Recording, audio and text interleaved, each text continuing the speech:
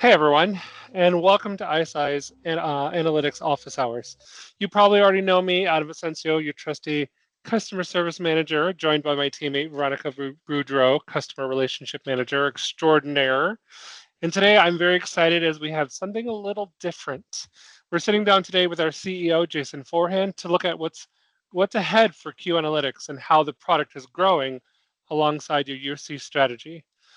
Before I hand it off to Veronica, though, I wanted to remind everybody to feel free to drop questions in the Q&A section during today's session. And as always, we'll save time at the end to ask questions outside of the recording. And with that, I'm going to go ahead and hand it off to Veronica. Thanks, Adam. Hi, everyone. Thank you so much for joining. If you are on CUCM, WebEx, or if your company is starting to explore Teams, this session is for you. Jason's going to walk us through what's new, what's coming, and how it's all been shaped by your feedback. Jason, thank you so much for taking time out of your day to join us. Happy to be here. We've got a lot of great solutions in motion. And it's really exciting to see us connecting the dots between roadmap items and real world value that we can drive. One of the biggest changes lately has been our new Q Analytics bundles. Can you tell us a little bit more about why we've made that shift? Yeah, I think that's a great way to really kick off this roadmap discussion. And, we built a platform that really grows as our customers' needs grow. And if we look at how we started the year, we rolled out some reporting capabilities specifically for Teams that some of our customers were asking for most. It was about that time when we were talking in the product team about what's the best way to hand these out to our customers, and that's when we realized we really needed to create some Q Analytics bundles, and it really made sense for most of our customers, and it gives them just so much more choice. Some of our customers need the basics, while others need really advanced reporting capabilities. Along with the dashboards, they might need, APIs or SSO integrations, those kinds of things. And in the new Q Analytics plans, affectionately known as Q Analytics Basic, Essentials, Professional, and Enterprise, make it easier to scale your analytics without overbuying. And what I like to tell people is start small with us and grow as your needs grow. And so no matter where you are within your kind of UC journey, you got a version of Q Analytics that fits and can grow with you. So, Jason, can I ask you something? I feel like we've heard over and over and over from our customer population. Managing user access can really be a big pain. I think you and the team have something coming up that's really changes that, correct? Yes, we do. With our next software release, we're launching our new login and user management experience. And it's really built for modern IT environments with a clean login page, self-service password resets, and a much simpler admin experience. I mean, rather than just talking about it, though, Adam, do you want to give us a sneak peek of it? Oh, absolutely, 100%. So what I'm actually gonna, before I actually log in and show you guys the product, with the new login experience and admin experience, something that's going to change is that all URLs to log in, no matter what version of the client of the product you're on, everyone is going to be kind of redirected to our new site, which is app.isianalytics.com. Everyone does have access to this, so if you've not logged into it before, you can do that. So currently with your logins. So keep that in mind. I know that in past sessions, I have talked about the app.isianalytics login URL to utilize. And so what I'm going to do is I'm going to switch my browser over to that. And so I'm here at app.isianalytics. And I have to log in a little differently today for this demonstration. So I'm going to go ahead and have customer ID. We're going to go ahead and go to our web demo. I'll log in with my credentials. All right, and so what the changes that you're going to see, the things that are new, are going to be here in the bottom left-hand side of our navigation panel. So you'll see users here on the bottom left. You'll click on that, and this is where all of your logins will exist. Now we have one here. Clearly, we have a celebrity that works for ISI, so just keep that in the back of your mind. So what I'm going to go ahead and do is add a new user. So as if you were going to add someone that needed to come into the product.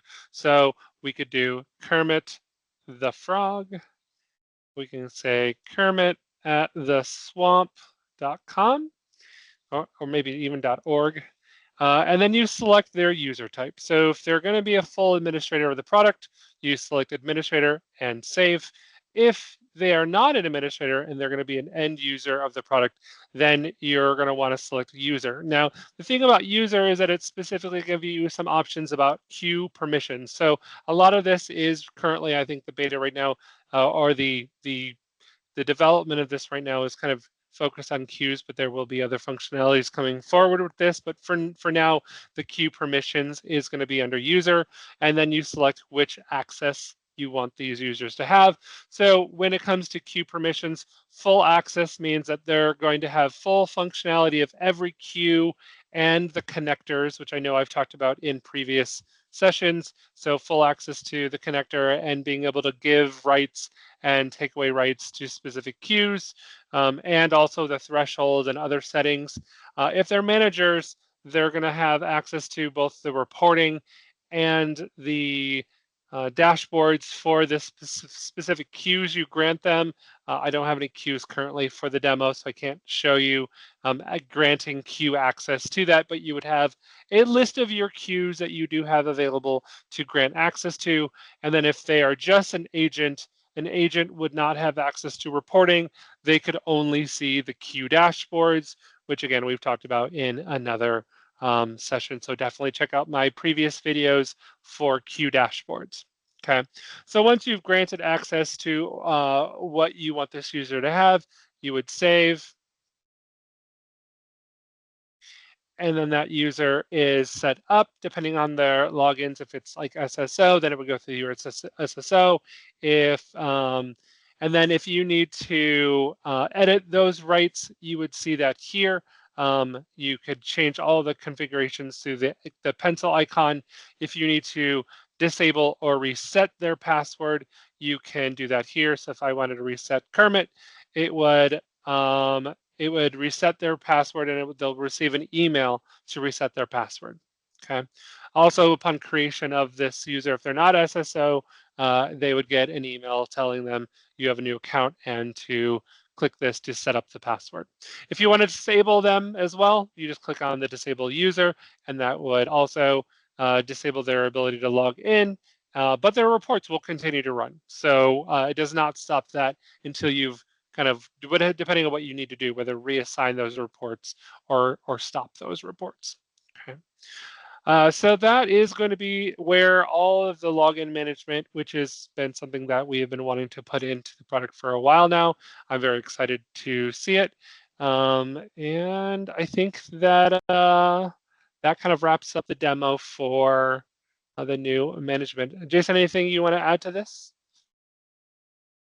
Think you're going to see more and more features get moved into the new interface. One of the starting points was us needing to consolidate the login process for everyone, or authentication process, and more functionality is going to get brought into this new interface that we've gotten a lot of great feedback on. So really appreciate you walking us through that, and honestly just can't wait to get that out into the hands for our customers to begin using it. And we should see that in the next update.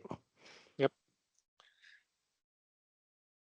And I know we've talked a lot about our Microsoft Teams product, but I've been wondering a little bit more about our WebEx. Is ISI investing in WebEx the same way we have with Teams? Yeah, great question.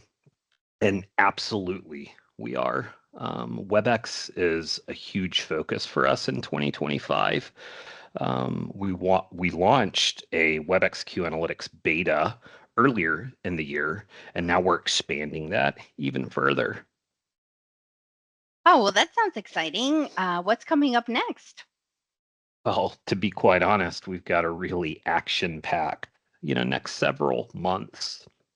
We begin with rolling out the new WebEx style detail reports and the dashboards. And what you're going to see is that's going to mirror a lot of the similar functionality of what we've know our customers know and love on the Teams side of the house. But then we're going to move into summary style reporting and then follow that up with some agent level reporting as well. And so, really bringing us to feature parity with what we saw on the Teams side of the house. And I should mention right now, customers can still join the beta to get early access.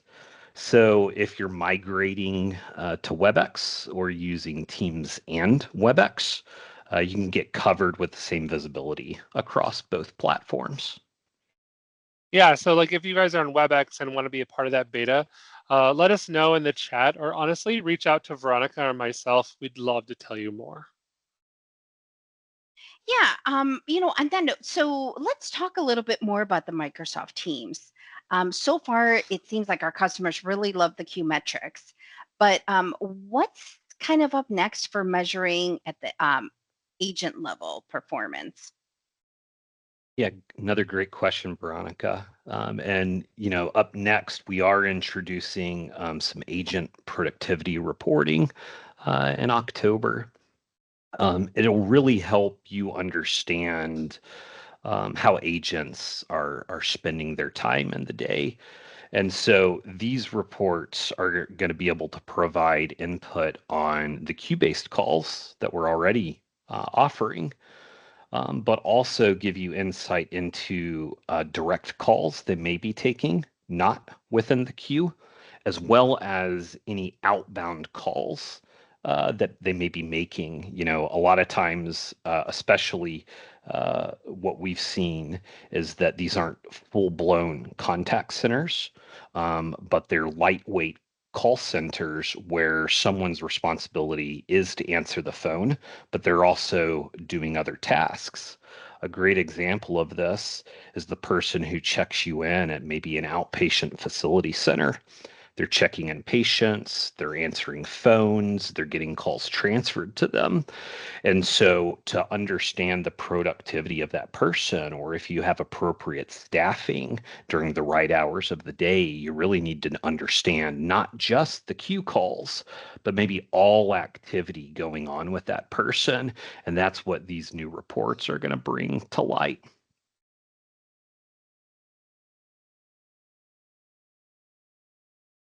And you know what? I apologize. Do we did have a question that popped up in the Q&A session. I didn't know if we wanted to take a little sidebar to answer Jamie's question. Yeah, I actually replied to him already. So the question was, when we use SSO, we use SSO when we log in, will this change? And the answer to that is no. Your SSO credentials will stay the same. The URL will, I mean, obviously that changes, but the process to log in with SSO will not change. Okay, thanks. Sorry, I didn't want Jamie's answer or Yep. question to be unanswered. Hi, Jamie. Yep. So Jason. So thank you so much. I mean, what's kind of next? I think we've talked about what's here and what's coming up this year, but where are Q Analytics headed, like longer term? Yeah, this is kind of near and dear to my heart. Where's the direction of the company and where are we going? And we've started beginning to prototype some AI features, and I want our customers to start thinking about things like anomaly detection within your environment or smart alerts when something's maybe looking off within your overall kind of queue performance. And over time, optimization that suggests improvements, as opposed to just having reports or dashboarding that lets you know what's happening in your environment. Now, we're still in the very early stages of this, but I think it reflects our overall direction. And, we'll be moving Q analytics from reactive reporting to proactive and intelligent guidance.